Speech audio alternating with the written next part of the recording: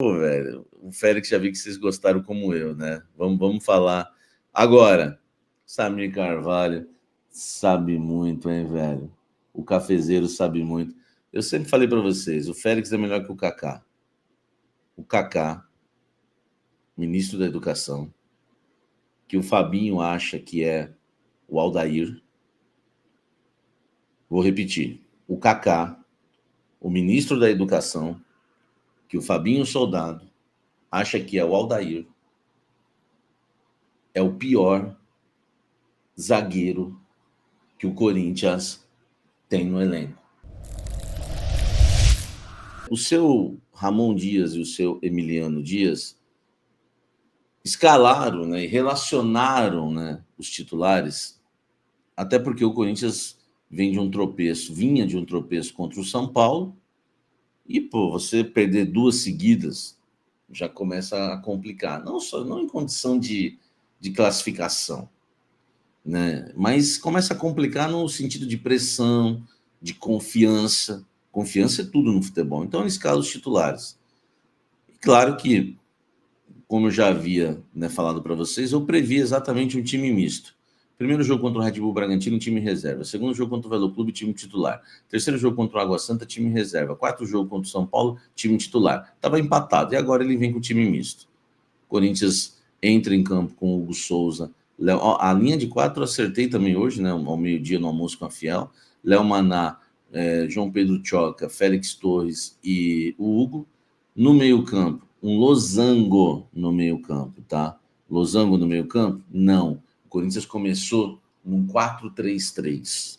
Mudança, né, de esquema no Corinthians, tá? O Corinthians jogou com outro esquema hoje, jogou no 4-3-3. Então vamos lá. A linha de 4 que eu já citei para vocês, depois vem uma linha de 3. José Martínez é louco na direita. Como? Cara, mas nem eu no meu auge no parque, frequentando lá Clubhouse, Sunshine, arrumando confusão na praça, mas nem eu, no meu auge de loucura, era tão encrenqueiro como o José Martínez. É impressionante como o José Martínez gosta de uma treta, né, velho? É impressionante isso, tá? Impressionante como ele curte uma treta. E aí a linha de 3 com o José Martínez na direita, que eu acho onde ele joga melhor, né? O Ranieri na frente da zaga, que não joga melhor nunca. E na esquerda, o Coronado. Eu quero falar sobre isso daqui a pouco. Linha de 3 na frente. Então foi 4-3-3. Eu não vou pôr o campinho para ficar mais dinâmico. Na frente, o Romero na direita, Yuri Alberto de centroavante. E aí você sabe que o Yuri Alberto de centroavante é o terror. E na esquerda, o Thales Magno. No primeiro tempo, inverteram de posição. Tomar cuidado com os dedos aqui para não fazer coisa feia. Inverteram de posições o Thales Magno e o Romero, tá? E o Yuri ficou de centroavante, o Thales foi para a direita, isso no primeiro tempo ainda, e o Romero foi para a esquerda. Vamos lá. Eu não gostei do esquema tático. Eu não suporto ver o Coronado e nenhum meia habilidoso do futebol brasileiro jogando na primeira linha de 3 no 4-3-3. Eu acho que isso é um desperdício. Eu tinha uma tese na época do Renato Augusto, que ele se lesionava muito aí na última passagem dele no Corinthians, que é que o Renato Augusto era muito mal escalado, porque o Renato Augusto jogava exatamente na posição que jogou o Coronado hoje. Um meia pela esquerda na primeira linha de 3, como se fosse um volante. Cara, a distância da área, onde está o Coronado, até chegar na área, na entrada da área onde ele é mais perigoso, cara, é enorme. É um mar ali de distância. E mesmo assim ele mostrou categoria, porque foi ali que ele deu um lançamento, deixou o Yuri Alberto na cara do gol, o Yuri Alberto na saída do goleiro, o goleiro fecha o ângulo, né? E o Yuri Alberto não consegue abrir o marcador. O Coronado, mesmo jogando lá atrás como um volante, ele deu uns 3 lançamentos, porque ele é inteligente. Ele percebeu campo encharcado, campo alagado, né? Ele tá jogando ali atrás, distante da área. Ele vai fazer o quê? Ele metia uns lançamentos com categoria. Então, assim, eu ainda gostei do Coronado, porque eu gosto do Coronado. Vocês sabem disso, que eu tenho boa vontade quando eu analiso o Coronado. Mas eu acho que é um crime é você pegar um meio e colocar ali. Por quê, gente? Eu estou falando de uma coisa porque as pessoas acham que 4-3-3 e 4-2-3-1 é a mesma coisa, e não é. Entendeu? A diferença é muito grande. Por quê? Porque o próprio Coronado buscou isso durante o jogo. Se você for reparar em alguns momentos do primeiro tempo, já que ele foi substituído no intervalo, então só vale o primeiro tempo aí para análise do Coronha, na análise ali, em alguns momentos do primeiro tempo, eu analisei que o Coronado buscava o 4-2-3-1, ele caía para o meio para ficar em dois volantes e ele ficar atrás dos atacantes, para ver se ele ficava mais perto da área, para ver se ele conseguia colocar os atacantes para trabalhar. Só que o lugar dele não era ali, então toda vez ele tinha que cair para a esquerda, ficava longe da área. E aí ele fazia um lado esquerdo com o Hugo, que praticamente ficou de zagueiro. O Hugo não subiu, o Hugo não passou do meio campo, o lateral esquerdo do Hugo não passou do meio campo. Então ele fazia um lado esquerdo com o Thales. O Corinthians ficou um time um pouco retrancado, né, na primeira etapa. Foi um primeiro tempo bem feio, né, bem feio. A Ponte Preta é um time bem ruim. O que me estranha nesse time é ver Romero como capitão. O que me estranha nesse time do Corinthians é ver o Romero não ser substituído rapidamente, porque, por exemplo, o narrador não falou o nome do Romero na primeira etapa. E o Coronado deu 3 lançamentos no primeiro tempo, mas ele tira o Coronado. É claro que eu sei, não vou ser injusto, não vou ser tendencioso. Eu imagino que ele tirou o Coronado para poupar o Coronado, visando o jogo de sábado contra o Noroeste, porque o Corinthians vai seguir ainda sem o Rodrigo Garro, sem seu camisa 10. Então, com medo de perder um meia. Só que é o seguinte, cara, não adianta você ter um meia também por 45 minutos. A gente precisa, né, ter o Coronado mais em campo. E aí ele tira, visando o jogo contra o Noroeste, com certeza. E aí você mantém o Romero, que perdeu um gol cara a cara no início do segundo tempo, nas poucas oportunidades que ele teve, e no primeiro tempo você não se ouviu falar no nome do Romero. Eu não gostei do esquema 4-3-3 com o Coronado jogando de meia lá atrás. Eu entraria num 4-2-3-1 com o José Martínez e o Ranieri, o Coronado atrás do Yuri, o Romero de um lado e o Thales do outro, com a mesma formação, não precisava nem trocar ninguém. Só que você ia ter o Coronado com menos obrigação de marcar, faz uma sombra na saída de bola dos volantes ali da ponte, beleza. E você tem o Romero e o Thales nos lugares que eles gostam de jogar e os dois volantes. Mas ele opta pelo 4-3-3.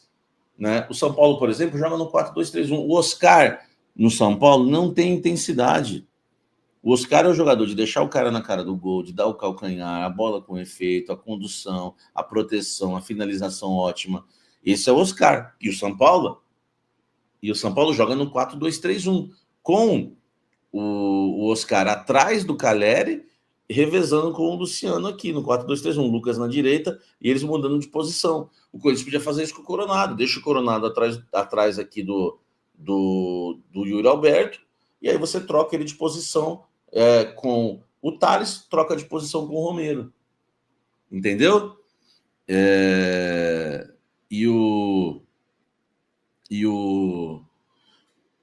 a posição que eu gosto mais, tá? Desses jogadores. No segundo tempo, no intervalo, ele volta com o Charles. O que mudou com a entrada do Charles no lugar do Coronado? Mudou que o Corinthians ganhou mais força física, ficou mais defensivo, ficou mais forte para um campo pesado. Sai o Coronado, entra o Charles. Ele não muda nada, tá? Ele coloca o Charles ele coloca o Charles, não, ele muda só o posicionamento. Ele coloca o Charles na direita, o Ranieri fica como primeiro volante, Charles, Ranieri e o José Martínez. E lá na frente, os 3 atacantes, tá? E no segundo tempo, o jogo foi muito equilibrado, um jogo pegado, e o Corinthians talvez nem estava melhor na partida. E aí o Corinthians termina o jogo num 5-3-1. Repare que está faltando, né, jogador aí, porque o José Martínez foi expulso. Então eu vou só para a gente ir para a análise dos jogadores, eu quero falar, eu quero trazer alguns elogios e também algumas críticas a outros. Linha de 5. Terminou assim: Léo Maná, João Pedro Tchoca, Ranieri, tá? Félix Torres e Palácios. Olha só como o teu comentarista aqui vê o jogo e deixa você alinhado. linha de 5, tá? Na frente da linha de 5, uma linha de 3, com Charles na direita, Rian centralizado e Alex Santana na esquerda. E lá na frente o Hector Hernandes. Foi assim que o Corinthians terminou o jogo e jogou por cerca de 20 minutos, ou 15 minutos, mais ou menos. O juiz foi dando acréscimo. O Corinthians termina num 5-3-1, com esses jogadores, com essa formação. Eu vou falar dos jogadores, tá? Quero elogiar o Félix Torres e o Tchoca bastante. Para mim, a zaga do Corinthians, melhor que a titular, repito, tá? Por incrível que pareça. O João Pedro Tchoca pelo alto, hein? Félix Torres também. Mas eu vou chegar lá. Agora vamos à zaga. João Pedro Tchoca. Cara. Oh, meu Deus. O que ele precisa fazer para ser titular? Adulterar a idade? Fazer um curso de espanhol? O que ele precisa fazer, o João Pedro Tchoca? Porque em 2025 ele já provou que tem que ser o zagueiro titular do Corinthians. Ele não é maravilhoso, ele não é o Murilo. Mas ele é o zagueiro mais seguro que a gente tem. Pelo alto, por baixo. Entendeu? Não é maravilhoso, tá? O meu sonho era que o Corinthians contratasse 2 zagueiros novos, 2 titulares. Não é, mas ele é melhor do que os que tem aí. Pô, bola no alto. Pum. Félix Torres, sujeito a chuvas e trovoadas. Hoje, meu amigo mostrou que é o melhor jogador de polo aquático que existe no Brasil. Atuando no Brasil, no polo aquático, é Félix Torres. Tá? Não existe ninguém no polo aquático hoje, atuando no futebol, atuando no Brasil, que seja melhor que o Félix Torres. Jogou muita bola, velho. Antecipou, correu, né? Cortou pelo alto, atacou o espaço, atacou a bola no alto em cruzamentos. Tava forte. O que está acontecendo? Hein? O que está acontecendo? Eu vou falar, o André Ramalho não fez em 2025 uma partida como que fez o Félix Torres hoje. E quando eu falo que essa zaga de hoje é melhor que a zaga titular, com exceção ao Gustavo Henrique, que não está podendo atuar em 2025 ainda, se você falar assim, se você tiver falando assim, Samir, você não pode trocar os pares. André Ramalho e Kaká, ou Tchoca e Félix Torres. Eu fico com Tchoca e Félix Torres. Tá? O Félix, cabelo de Copa, Samir? Como assim cabelo de Copa? O Félix Torres, velho, jogou muita bola. Muita bola. E se o campo falasse, que às vezes o campo não quer falar mais, às vezes no Corinthians o campo está emburrado. Não quer falar. Se o campo falasse, Félix Torres, pela experiência, pelo futebol que jogou, tinha que ser titular sábado contra o Noroeste. Ele e André Ramalho. Enfim, os 2 zagueiros do Corinthians foram muito bem na partida. Cara, gente, a gente precisa analisar também que estava jogando lá parecia eu e o Ricardinho Martins no ataque. 2 gordinhos. Colocasse eu e o Ricardinho, talvez ia. Outro dia eu fui jogar bola com o pessoal, com os irmãos da igreja, e meti 3 gols. Os caras eram gordos da ponte, tá? Nada contra os gordos, eu sou gordinho, entendeu? Mas não dá para jogar no futebol profissional assim. Então também tem que levar isso em conta. O Corinthians, todo mundo sabe, está negociando o lateral esquerdo Denner, jogador de 16 anos. Talvez o único destaque do time na Copinha. Um time bem abaixo mesmo. Né? O Corinthians está numa entre-safra, né? Enfim, a gente sabe disso. E o Denner, talvez, né? Fez até um belo gol na final. Fez até um golaço, né? Golaço não, mas um gol muito bonito. Ganhou no corpo do cara, cortou, bateu de direita que não é a dele, acertou no alto. Enfim, o Corinthians podia ter sido campeão com o gol dele. O Corinthians está tá negociando ele com o Chelsea. O Chelsea fez uma proposta de 8 milhões de euros com mais bonificações. As bonificações eu não conto, não sou otário. Porque até hoje eu nunca vi cair o dinheiro de bonificações. Ou pelo menos nunca me informaram.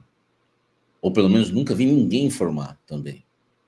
Então são 8 milhões de euros. 8 milhões de euros, 48 milhões de reais. Ok? Desses 48 milhões de reais, o Corinthians vai ficar com 38 milhões aproximadamente, porque o Corinthians tem 80%, eu confirmei, tá? Eu confirmei, tive acesso, aliás, a esse contrato. O Corinthians tem 80% do Denner. Tem 80%, vai ficar aproximadamente com 38 milhões. E os outros 20% pertencem ao Denner, que por si só vai ganhar uma bela grana, vai ficar rico, vai ficar milionário. Porque 20% de 48 milhões, a gente está falando de 9 milhões e alguma coisa, quase 10. E aí vem a informação que eu apurei também, que é exclusiva. O Corinthians que disse que não tinha saída, que para mim essa desculpa não cola, que não tinha saída, que tinha que negociar, porque senão clubes brasileiros vão contratá-lo, porque a multa, na verdade é 2.000 vezes, a soma é 2.000 vezes o salário do cara, é a multa dele, para a multa nacional. Algum clube brasileiro pode contratar. O Corinthians pode cobrir qualquer oferta de qualquer clube brasileiro. Isso é papo furado. E aí eu fui apurar o salário dele. Sabe quanto que ele ganha por mês no Corinthians? O Corinthians fez o contrato ano passado. 6 mil reais por mês. Tá? 6 mil reais por mês.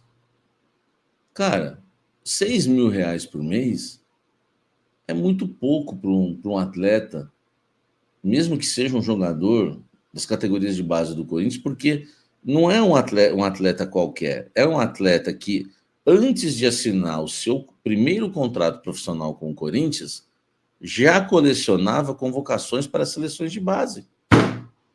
Um cara forte, alto, ele é forte nem tanto, mas é alto, tem uma boa estatura, tem técnica e convocações.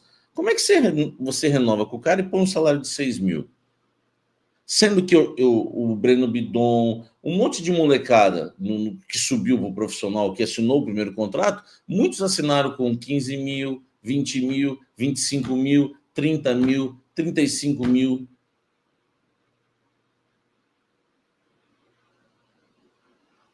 O Clevin, para o melhor jogador da base, praticamente. Entendeu? Então, você pega um cara que ganha 6 mil reais, e eu tive acesso ao contrato ano que vem, se ele permanecer no Corinthians, sabe para quanto vai o salário dele? Para 7 mil. Para 7 mil. Cara, vou te falar, meu irmão. Um contrato muito mal feito, velho. Você pega um moleque que talvez é o seu melhor jogador da base, que tem convocações para a seleção brasileira, joga na lateral da seleção. Você dá 6 mil para ele de salário e em 2026 aumenta para 7. Pô, até o meu aluguel fica mais caro. Agora,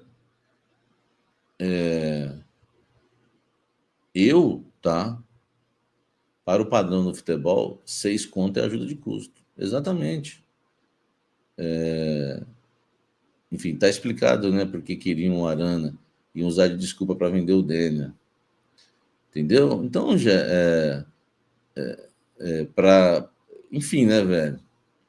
Aí você pega um menino, no mínimo teria que ser 15K. Exatamente. 15K, você já aumenta essa multa muito mais. Mas, vai por mim. O Corinthians não está vendendo porque não teve saída, que se não ia perder para algum clube brasileiro. O contrato dele vai até fevereiro de 2027. Lá em fevereiro de 2027, tá? Lá, nem o Augusto vai estar. Até rimou. Lá, nem o Augusto vai estar. Pode ser um presidente que tenha uma relação melhor com o Bertolucci. Mil coisas podem acontecer. Mas o Corinthians quis vender, não fechou ainda, né? Mas quer vender. Porque o Corinthians precisa de dinheiro, o Corinthians não tem dinheiro para nada. O Corinthians precisa de dinheiro, pô, e vai receber 8 milhões de euros à vista, né? Não são 8 milhões, né? Desses 8 milhões, o Corinthians vai ficar com 80%. Então, o Corinthians vai receber 38 milhões de reais à vista. Aí o JP, ué, sabe, você falou que não salvava nenhum jogador da base? Eu falei que não salvava nenhum. Eu não falei exatamente isso, eu falei que nenhum da Copinha estava pronto para ajudar o Corinthians esse ano, nenhum. E eu falei que o Denner era o único melhorzinho, mas que mesmo assim, não muda minha opinião, mesmo assim, não está pronto para ser o nosso lateral esquerdo titular do time profissional. Você queima o menino se fizer isso. Mas ele é o único. Ele ou o Cauê, talvez, o goleiro. Talvez. Que nem o Bahia me agradou. Agora, se o Corinthians também vendesse o Bahia de graça, eu também estaria reclamando. Porque o Bahia talvez não seja bom para mim, mas talvez seja bom para um monte de gente.